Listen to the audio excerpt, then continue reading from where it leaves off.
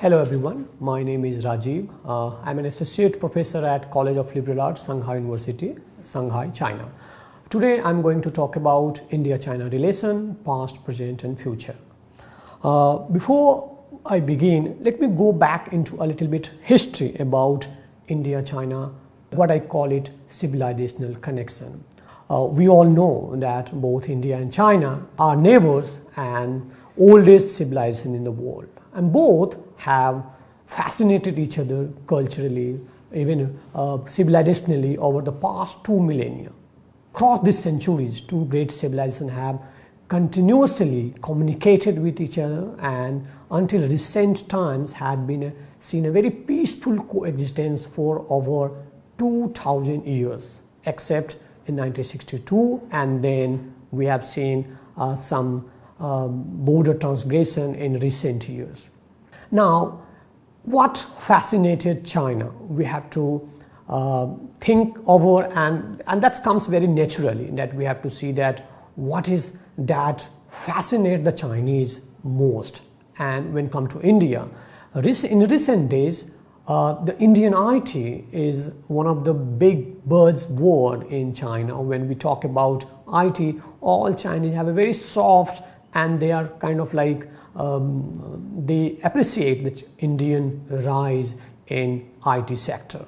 But before that, we have seen a Buddhism disseminated into China in a Han dynasty during the 1st century AD. We have seen there are monuments, there are like buildings of White Horse Monastery to accommodate two highly proficient Buddhist scholars, monks from India.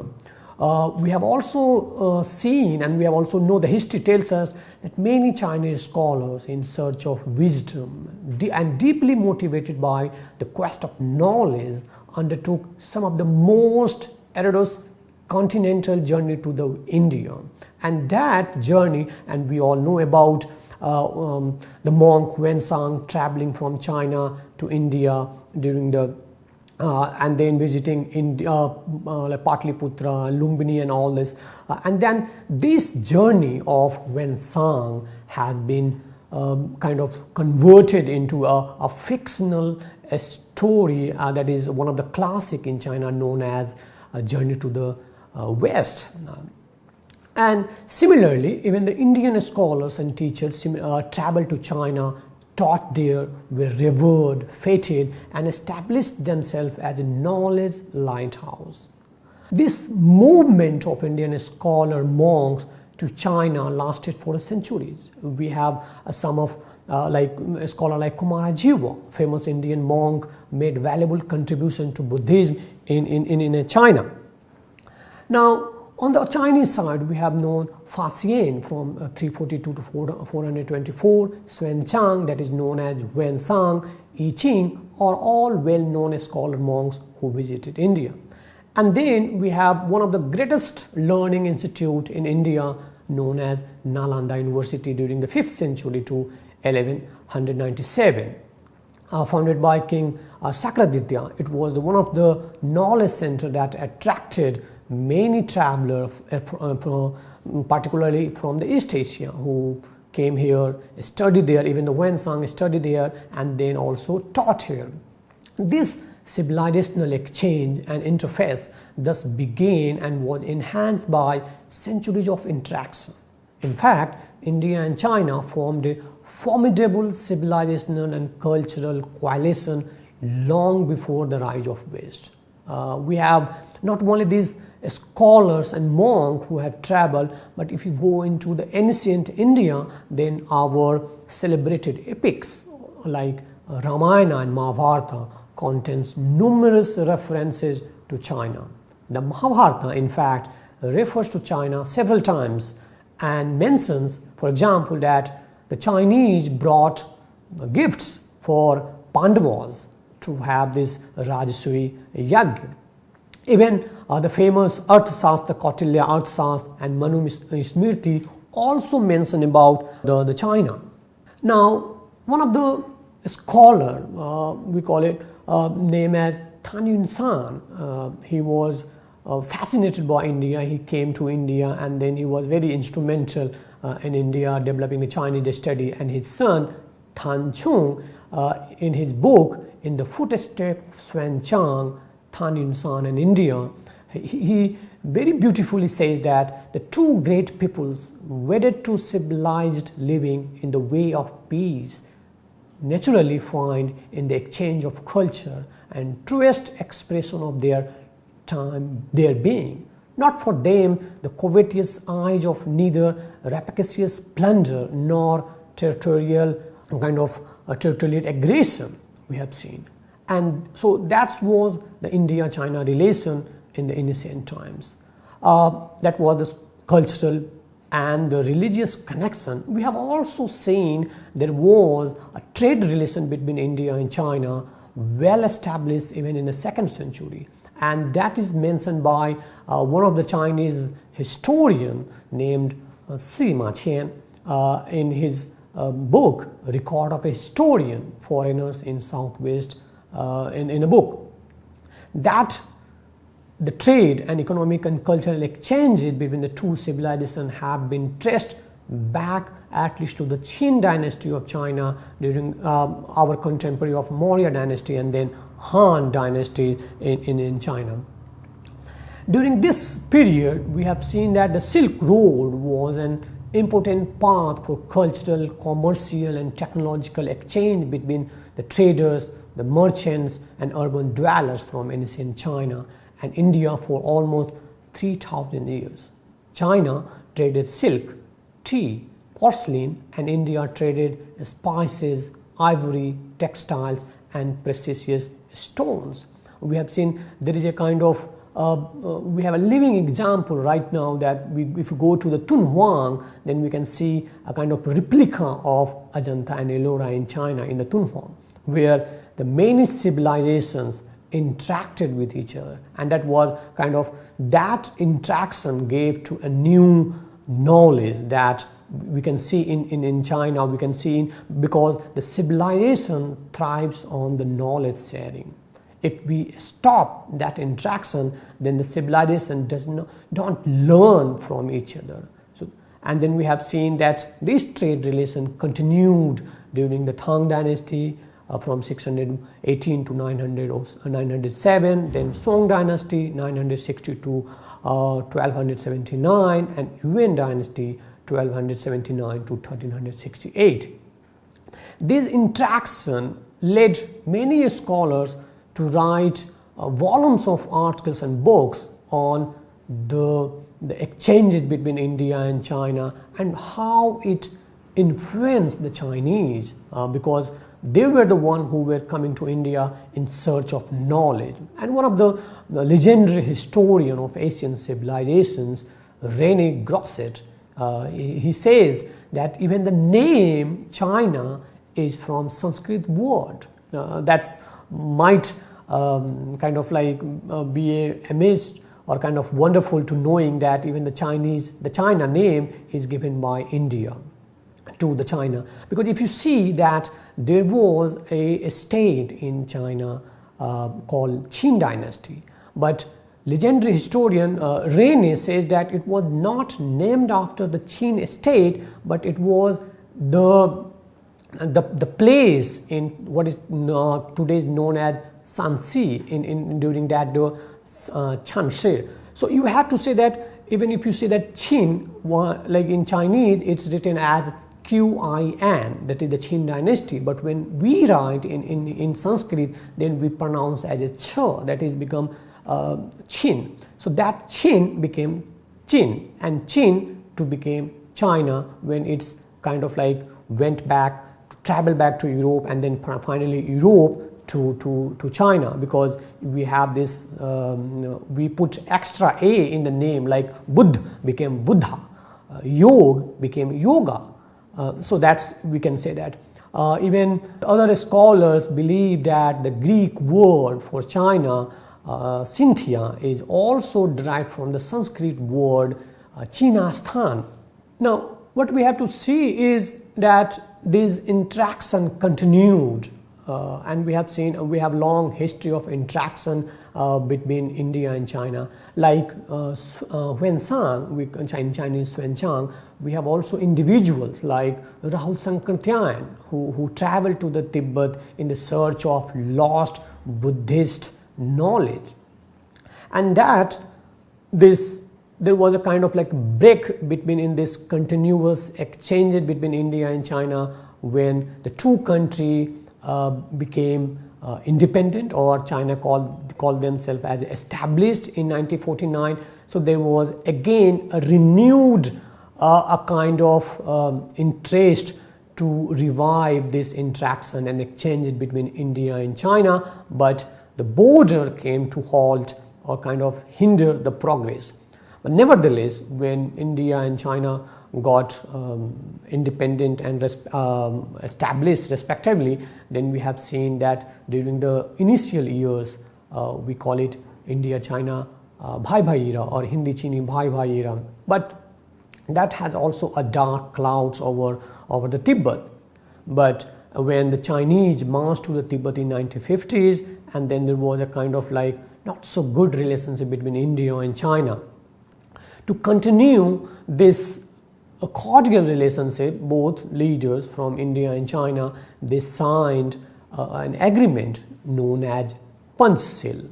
What we know now, it has become a kind of a lighthouse of the international relation, that the Panchshil is. And there, from the Panchshil, we have seen that because it was essential that the two countries respect each other's territorial integrity and sovereignty and the China was like the India should not interfere in the Tibetan issue, so they signed this Panchshil agreement. And I don't need to go into these details about the Panchshil agreement. And then during this tense, we can say that tense situation where we have seen Chinese marching to the Tibet, and then the Tibetan Dalai Lama was in talk or pleading to even India. There was a series of visits made by Indian and Chinese leaders to each other country. In June 1954, Zhou Enlai visited New Delhi. Nehru paid a return visit to China in 1954. Again, Zhou visited in 1956, and then in 1959, Dalai Lama came to India. We can say that they fled to India, and then the situation became so tense. To ease this situation, again Zhou visited India in 1960 to cool down the temperature, but it was not as successful. And then we have seen that we have this border dispute arising between the India and China. But before this, the India and China into the new avatar, we have this British India had this agreement with China in 1913-14, similar agreement, but the Chinese don't recognize.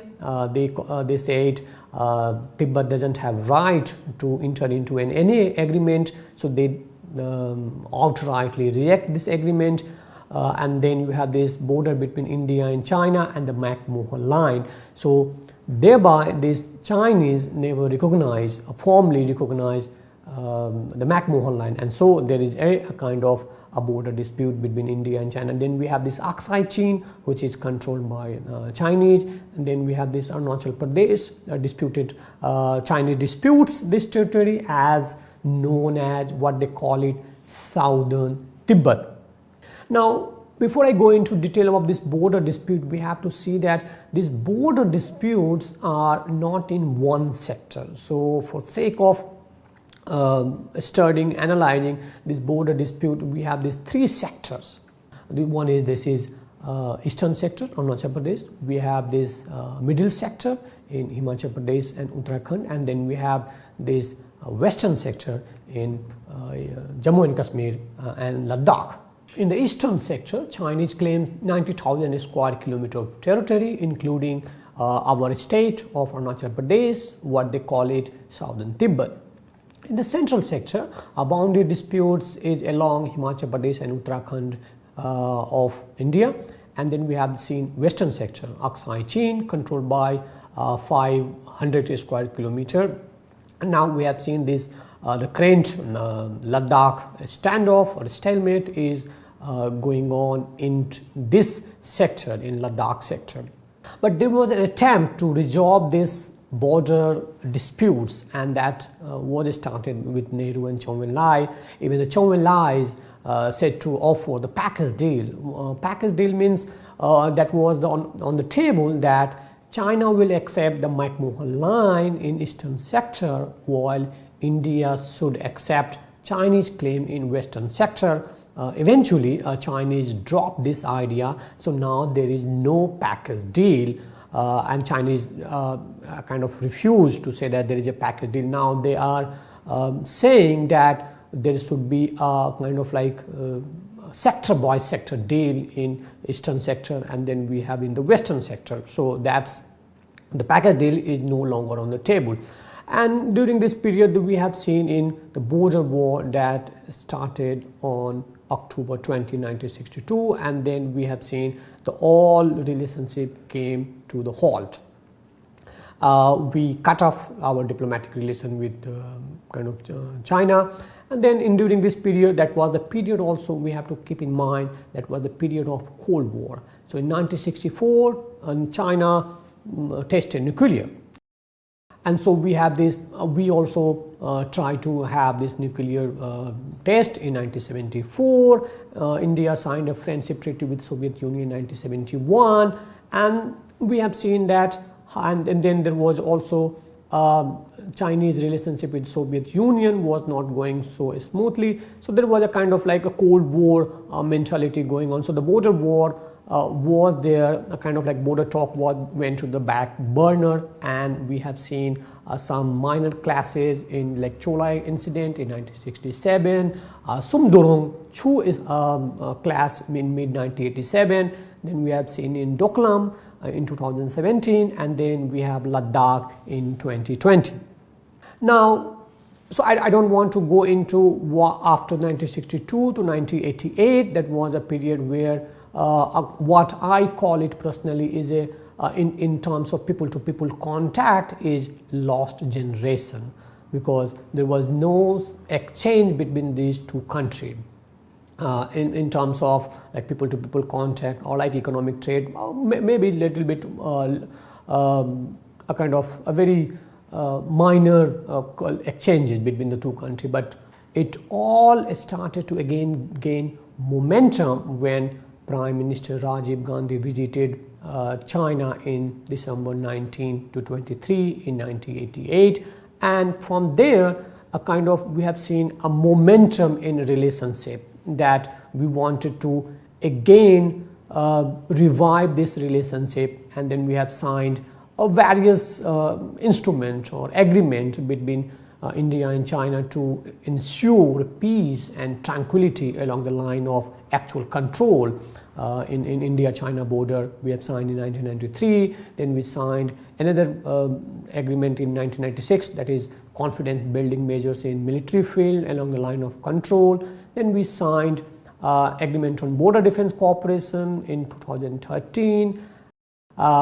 Before that, we have also signed modalities for implementation of confidence building measure in April 2005, and during the Prime Minister Atal Bihari Vajpayee, I think it is one of the best confidence building measure and mechanism to resolve this India-China border dispute was to have this special representative talk on India-China border in 2003 that we have signed with, and that is already we are still continuing that special representative talk in 2019, and we have not seen in 2020 and 2021 for COVID and India-China tension along the border. Now, so that's India-China, the dark side of India-China relationship. But we have also some positive and constructive side of India-China relationship is that is the Indian soft power that we tend to always forget, that is the Indian Bollywood, how famous Amir Khan in China is.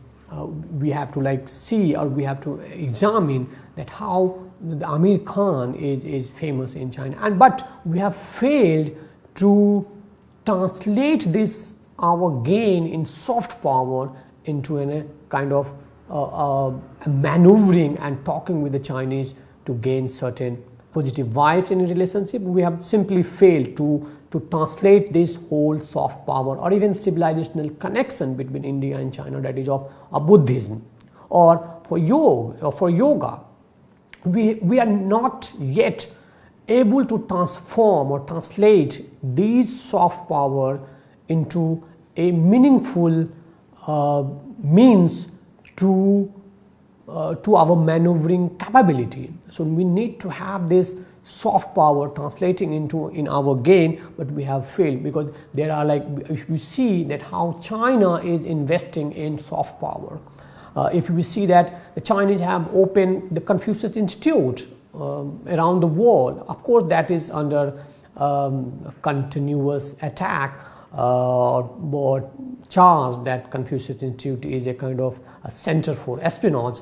But that's a different story. But the point here is China is investing millions of dollars to get a soft side of Chinese power. But here we have this soft power in terms of Buddhism, in terms of yoga, in terms of Bollywood, but we are not able to do that. So we have to do that, and that soft power is not translating because we have a permanent irritant between India and China, that is the border dispute. So until and unless we don't resolve this border dispute, there is no way that we can move ahead in India-China relationship. Now let me tell you one more thing, that land is precious for both Indian and Chinese. And one other thing is that the both leadership in India and China, they both think, they believe that this one of the objective is to secure the territorial integrity, and that's true for any nation. They want to secure the territorial integrity, but it's also needed to both the leaders need to talk in a very peaceful and calm manner that how to resolve this crisis, because this is going to come over and over again, and we will see what we have seen that after the Doklam in 2017, we have Prime Minister Narendra Modi visiting China, President Xi Jinping visiting India. So we keep doing a reset in India-China relationship. In fact, what I call it, we are trapped into this reset business in India-China relationship. We don't need to do reset, but we need to have this overhauling the whole relationship. We need to kind of reorient the India-China relationship to make a meaningful dialogue. But that's easier said than done, because we have this strategic objectives and a strategic orientation also, because this is never in the history when the two countries which are neighbors sharing the boundary rising and emerging simultaneously, because both India and China wants to become a superpower or emerge as a what they both call it, to revive their lost power. So both countries are trying to regain, and then there comes a kind of a strategic challenges to both countries to settle the disputes and continue together on the path to what Spain says that Asian century. But again, easier said than done. Now we have seen that economic cooperation between India and China. We have roughly $100 billion bilateral trade between India and China, but this trade is not in favor of India. We have the trade is tilted towards China, that's favoring China, because we import more products than the Chinese. So this trade is also not favorable to us, and there is a lot of the Indian side is trying to convince Chinese to open up the agriculture sector and the pharmaceutical, because this is the sector, or IT, because these are the sectors where we have a strong capability to match the export-import imbalance in between India and China. But this again is again in dialogue level, not yet signed, or there is like kind of a very slow movement on this front also. But apart from this bilateral economic cooperation, the trade that also happened in 1991, that is one of the more, I think, one of the significant departure, or you can say that pillar in India-China relation, where we both are trying to explore the new dimension in India-China relation, and that was opening the border between India and China for the trade. And that we have seen in Lipulekh and Sipkila in Uttarakhand and Himachal Pradesh. Then we have also seen Nathula border for opening the trade between India and China. So let me conclude this presentation by saying that we have traveled a long journey from 90 minutes, what I call it, from 90 minutes to 600 minutes. What that means is, when Prime Minister Rajiv Gandhi met Deng Xiaoping in 1988, the meeting lasted 90 minutes. But when Prime Minister Modi and Xi Jinping met, then that meeting lasted in Wuhan for 600 minutes. So we have traveled from 90 minutes to 600 minutes, and that we can say that the both countries were kind of trying to look at the problems, at the same time trying to resolve some of the problems. Then we have also seen that we have traveled from $1 billion to $100 billion in our trade relationship. That's not a very small feat, from 1 billion to 100 billion. Of course, that trade deficit is, the trade imbalance is not in our favor, but that can be resolved. We have also cooperated on very global cooperation level like BRICS, climate change, G20, globalization, regional comprehensive economic partnership, AIIB. And then the dark side, or the other side of this relationship, is we have also seen the standoff from 7 days to 240 days. From Dalta Beg Oldi in April 2013 to May 2013, 20 days. Demchuk, 7 days, to Ladakh, that is now 8 months long standoff. So this relationship, what is a kind of like full of contradiction. So what I suggest to resolve this problem is, so if we see, there are like 3 problems. I call it 3 body problems: boundary problem, China, Pakistan, Tibet, and then we have a global politics. That is a 3 body problem, that one node is keep rotating. So, and then because of these problems, we have zero mutual trust on the BRI, on NSG, on United Nations Security Council, Quad, South Asia, Indo-Pacific, and India-US. And then what I suggest is 5 mantras for better cooperation. What? The first is sensitivity towards each other core issues. We need to have increase people-to-people contact, and then dehyphenating from India-Pakistan relationship into the Chinese policy making. Then we can move ahead in our bilateral relationship. Fourth, we need to resolve this boundary crisis, boundary disputes, otherwise it will keep coming into our relationship.